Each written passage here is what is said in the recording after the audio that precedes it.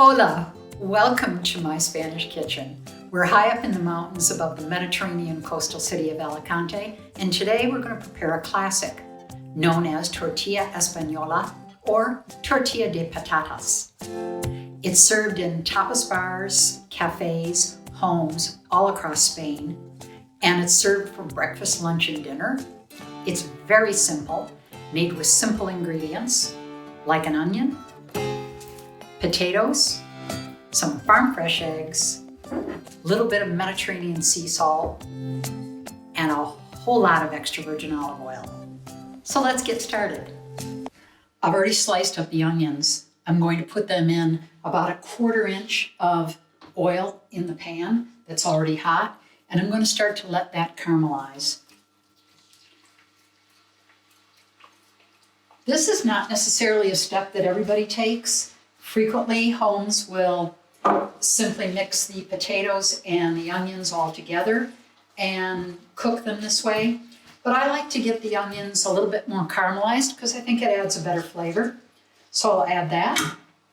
And while that's happening, I'm going to finish slicing the potatoes. I use a mandolin because it means that I'm getting exactly the same thickness slice of potato every time.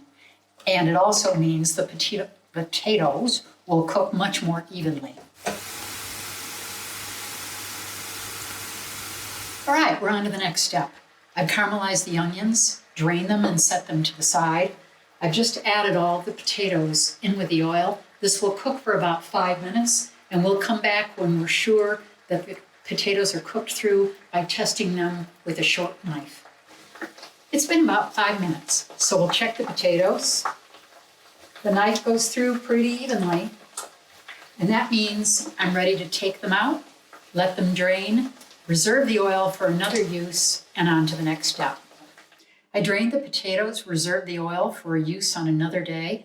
I've added it to this bowl with the caramelized onions and 6 well-beaten eggs. I'm letting this set for about 5 minutes so that it gets a little bit of a slurry going. It doesn't need much, and then we'll be putting it back in the pan for the final step of the dish. Finally, we're ready for the finished dish. And what I'm going to do is take our mixture, put it in this pan. I have it at about a medium high.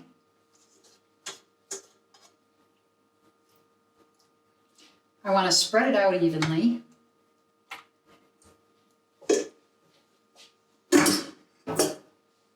And now we're going to let it cook, and it'll probably take maybe 5 minutes for it to set up well. What's important is that it not stick to the sides, and I'm using a nonstick pan to help that, because the final step will be flipping it over, sliding it back into the pan, and cooking the opposite side.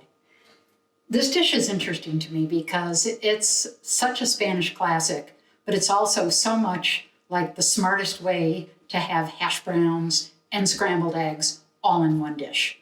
And you can have it hot or you can have it cold. It doesn't matter. Room temp is perfect, and typically that's how it's served. So we'll come back in a few minutes and get ready for the final flip. The moment of truth. Every Spanish granny would have no problem with this next step, but I have to admit, it's a little scary for me, because what we're going to do is hope that this is loose enough from the pan, because we need to flip it over and cook it on the bottom side as well. And sometimes it works really well for me and sometimes not so well. So we're gonna give it a try. 1, 2, 3. Ah! Miracle, it worked. Take a look. Now, the next tricky part is to gently slide this right back into the pan so it can finish cooking on the bottom side. You can tuck it in a little bit, but that worked pretty well. So a few more minutes on the flip side, and we'll be sliding it out and serving it for lunch.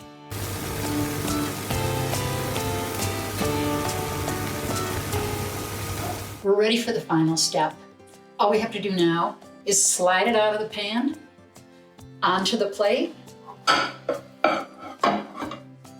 And enjoy a really classic Spanish lunch. Thanks for joining me in the kitchen today. Hope you get a chance to make this soon.